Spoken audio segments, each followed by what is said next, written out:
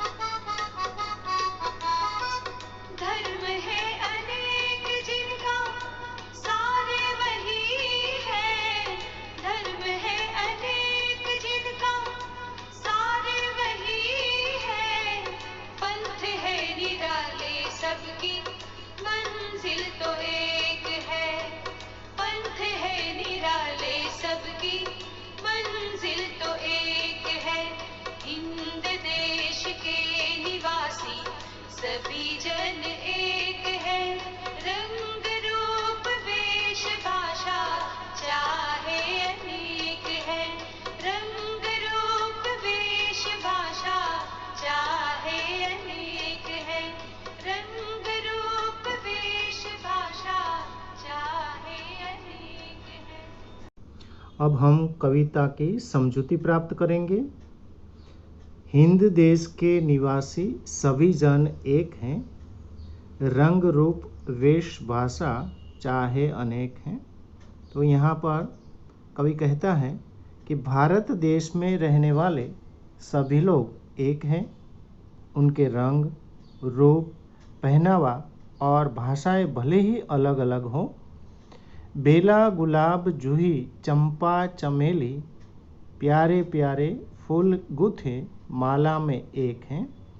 बेला यानी मोगरा, गुलाब, जूही, चंपा, चमेली आदि फूल अलग अलग होते हैं, परंतु ये प्यारे प्यारे फूल माला में गूंथने पर एक बन जाते हैं। उसी तरह अलग अलग होकर भी सारे भारतवासी एक हैं। कोयल की कूक न्यारी, पपीहे की टेर प्यारी, गा रही तराना बुलबुल, राग मगर एक हैं। कवि कहता है कि कोयल की बोली निराली होती है, पपीहे की बोली में अपनी अलग मिठास होती है, बुलबुल का गीत भी अलग तरह का होता है। इन सब पक्षियों के गाने भले ही अलग अलग हो, पर उनका राग तो एक ही है। इसी तरह अलग अलग बोली और भाषा बोलने वाले भारतवासियों की आवाज़ भी एक होती है। गंगा यमुना ब्रह्मपुत्र कृष्णा कावेरी, जाके मिल गई सागर में, हुई सब एक हैं। यानी गंगा, यमुना, ब्रह्मपुत्र, कृष्णा और कावेरी ये भारत की अलग अलग नदियां हैं, मगर सागर में मिलकर वे एक हो जाती हैं। इसी तरह देश प्रेम सभी भारतवासियों को एक बना देता है। धर्म अनेक है जिनका सार वही है, पंथ है निराले सबकी मंजिल तो एक है। मतलब यहाँ पर भारत में अलग अलग अनेक प्रकार के धर्म मानने वाले लोग हैं, पर उनका सार तत्व एक ही है। सभी संप्रदाय अलग अलग विशेषता रखते हैं, पर सबका ध्येय एक ही है, मनुष्य को उन्नत बनाना।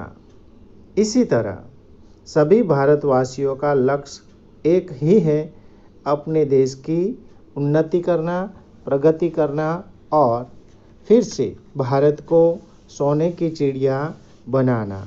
तो आशा करता हूँ कि आपको ये कविता समझ में आई होगी। हिंद देश के निवासी, तो आप अगर मेरे चैनल पर नए हैं तो कृपया इसको लाइक और शेयर करना न भूलें। धन्यवाद। जय गुरुदेव।